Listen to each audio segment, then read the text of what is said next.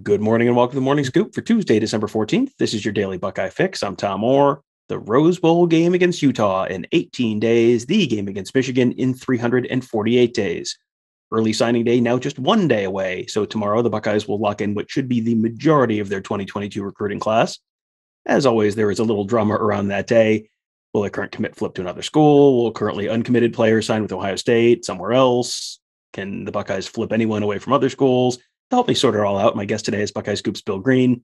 He just wrote about all of this on our Ask the Insiders board. And Bill, is it just me, or are there just more guys up in the air this year than there typically are at this time in the process? No, there definitely is. And you can thank, Brian Kelly and Lincoln Riley and Brett Venables and Tony Elliott and everybody else. I mean, it's been crazy. And these are high level programs that people don't usually leave. Nobody leaves Notre Dame. Usually it's a destination job. I don't know. I can't remember the last time the guy left on his own for what he perceived to be a better job. Same thing with Oklahoma. The last Oklahoma coach I remember leaving was Chuck Fairbanks in the early 70s. They then gave it to Barry Switzer. Chuck Fairbanks went to the NFL. Other than that, you don't leave Oklahoma for somewhere else. So this is crazy when you see this is not like, a guy from Wake Forest getting promoted to a better job, or Ryan Day even leaving when Urban Meyer steps down. These are guys that are telling you that they're getting better jobs. And that is earth-shattering to these kids. And then the domino effect that results when, Clemson, I'm sure, never thought they were going to lose Brett Venables this year. And I don't know that there are 5 programs Brett Venables would have left Clemson for. He took Oklahoma. And this is just crazy right now. And then the portal gives you that false sense that you can make a mistake and fix it. I heard a quarterback did that recently. I can't remember the guy's name, but he stayed at his school a few hours and then left. So I think the portal is giving these kids a sense that they can fix their mistakes pretty easily. Yeah, I'm sure that name will come to us. We'll get to that later. I'm sure one of us will remember his name. But let's start with an offensive lineman, Carson Hinsman. He, for a long time, seemed like he was considered a pretty strong Wisconsin lean, which if you're an offensive lineman, okay, that makes sense. Yeah. But it sounds like the Buckeyes have kind of fought their way back into that one. So what are you hearing about where Carson Hinsman may end up on Wednesday? Yeah, I think it's a 50-50 coin flip. He does say, I think I saw an interview where he left the possibility open that he might not sign on Wednesday, but he thought he would. And usually when people tell you that they have a date set or they're going to sign, they know where they're going. This kid might not. He literally might not know. People are all over the board with this guy. For me, I've never felt that I've gotten like great info on Carson Hinsman. And I've kind of left it up to Mark and Alex, and I'm kind of following their lead. And I think they both feel pretty good about Ohio State getting this guy. So I'm kind of going to defer to those guys on this one. I just don't feel I've ever gotten what I consider to be really good, solid info that I know what this kid's going to do. And that may be because he doesn't know what he's going to do yet. He seems truly torn. There seems to be 0% that he's a game player at all. I don't think he's setting the stage for anyone. So we'll find out, but I know Alex and Mark feel pretty good about it. And I would think just the way this has gone, that Ohio State has a better than 50-50 shot at landing this kid.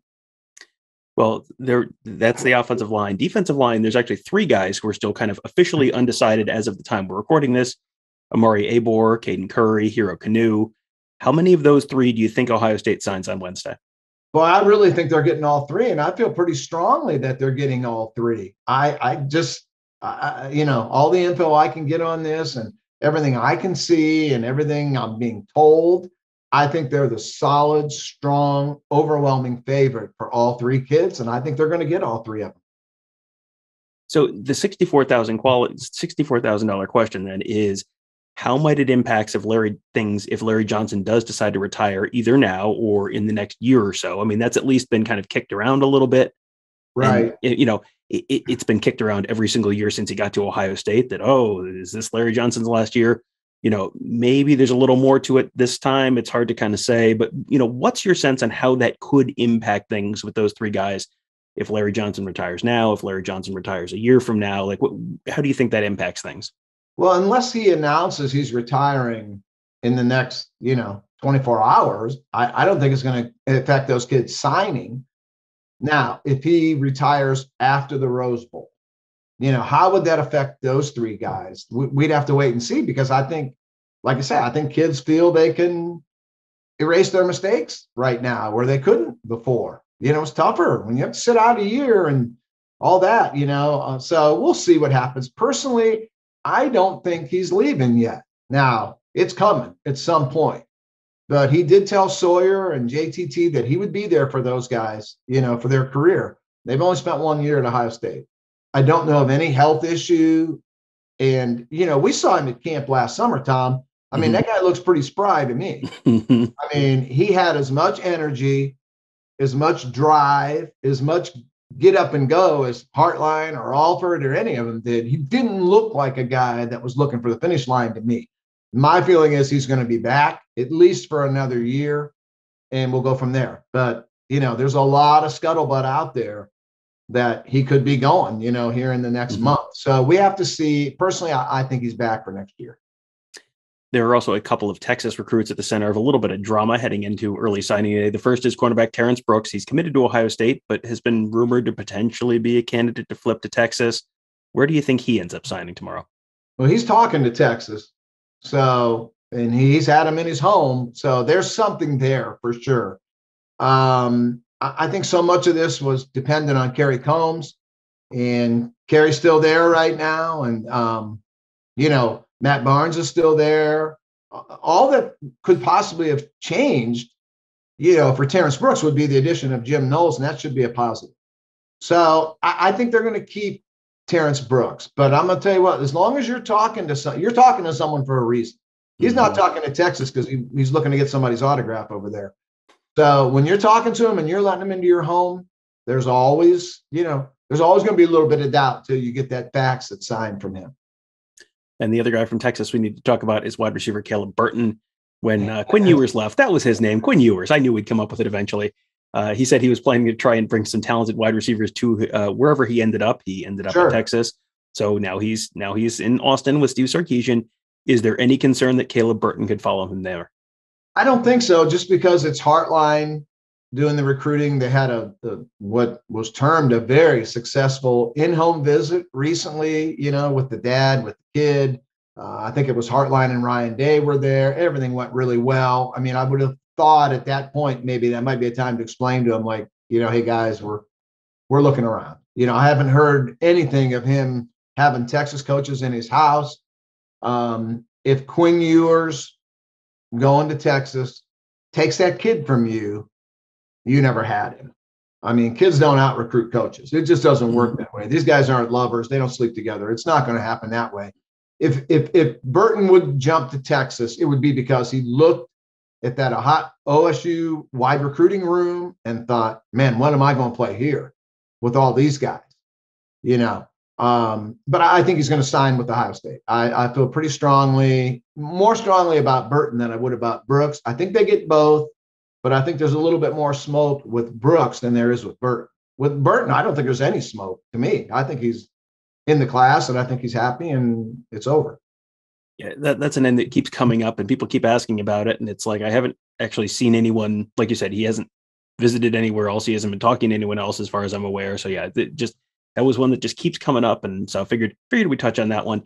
Yep. The 60, the thing that I think can maybe, tell you that there really is something to the drama is if a kid doesn't sign on Wednesday, if a guy is currently committed and he doesn't sign with you on Wednesday, it feels like, I'm not sure he's really committed. Is that sort of like an automatic red flag to you if a kid is committed but doesn't sign on Wednesday? Absolutely. And it works both ways. I do think every one of the Ohio State commits will sign on Wednesday. If one doesn't for whatever reason, then you either got to re-recruit that kid or you better look to replace that kid.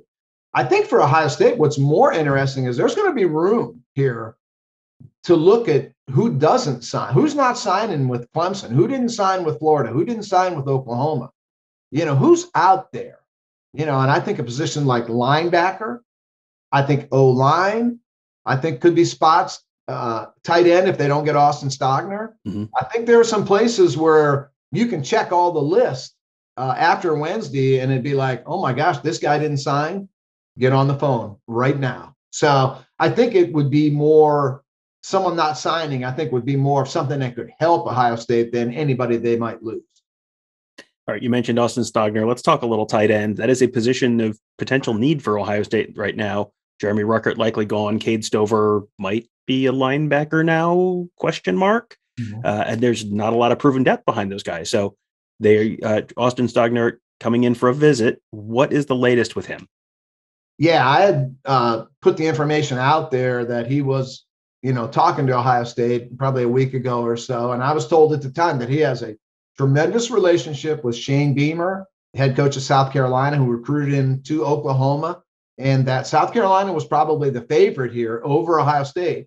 But the family really liked, I think that's how I reported at the time, the family was very much impressed with Ryan Day, Kevin Wilson, and they were looking at Ohio State. And my feeling at the time was if they can just get him on campus, they can win this. Well, he was on campus. So my feeling is they will win this one. They're so good at official visits. Ohio State is as good as anyone, as good as Alabama, whoever you want to mention. And I think just the fact that they got Stogner into town, I think they're going to land him. And, what they had to do is they had to somehow convince him they were going to throw him the ball. And, how they did that is beyond me. But I think they're going to get that kid. So we'll see what happens here. Yeah, that's the people talk about after a bad loss, you burn the game film. Like if you're recruiting a tight end, we'll burn the game film and we'll talk about something else. Yeah. One last guy, one guy who has not had a lot of trouble getting the ball at Ohio State is Garrett Wilson. He's still officially deciding whether or not to opt out of the Rose Bowl, which to me, if he's still deciding on that, makes it seem like he's likely not going to be back next year. What are you hearing on that? What's your read on that whole situation? Yeah, well, nothing really has happened. I know they did have a practice, I think, last week, but Ryan Day wasn't there. CJ Stroud wasn't there. So I don't know how much of a practice that was. And Garrett, they may have told Garrett, take the time you need here. You're welcome back. If you miss the second practice, it's not like, well, you automatically have to leave. I think they're going to give him as much time as he needs to make an educated decision. That guy doesn't need to practice, right? If he decides he wants to play in the Rose Bowl and come back next year, he can miss all the practices and they'll welcome him back. So we'll see what happens here. I've talked to some people that are kind of close to the situation and they don't think a decision has been made. And they also kind of thought that even if he does go to the NFL, there would be a chance that he'd want to be out there with his guys one more time in the Rose Bowl. It's kind of, if you're definitely leaving, then it comes down to, are we looking to protect our bodies? Does that mean more? Or I'm not passing up one more chance to be out there with my guys.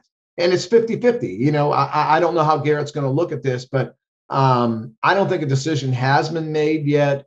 But if I think we do see that he has opted out of the Rose Bowl, then he's going to the NFL. He would not opt out of the Rose Bowl and come back next year. Right. So we'll see what happens. We got surprised last year with Olave. I was probably 75-25 that he was going from the information I was getting. And also Thayer Mumford, and my information there was like 95-5 that he was gone.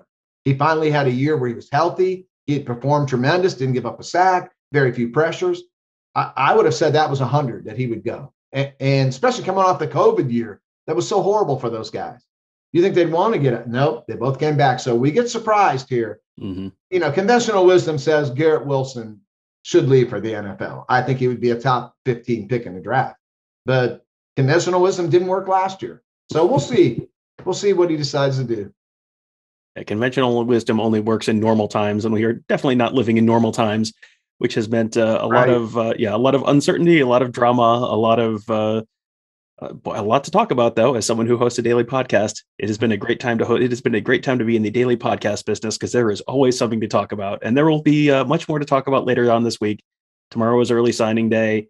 Buckeyes getting back to practice. We'll start shifting our focus a little bit more towards the start of the Rose Bowl preps and all of that kind of stuff.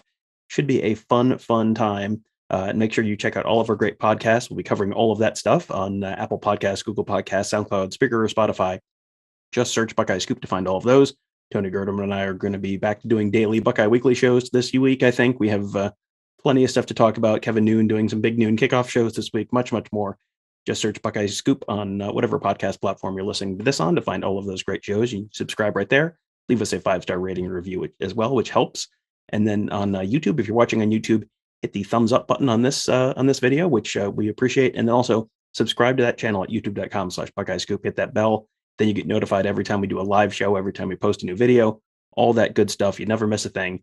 youtube.com/Buckeye Scoop. That'll do it for today. Thank you guys all for joining us. Have a great day. We'll talk to you tomorrow.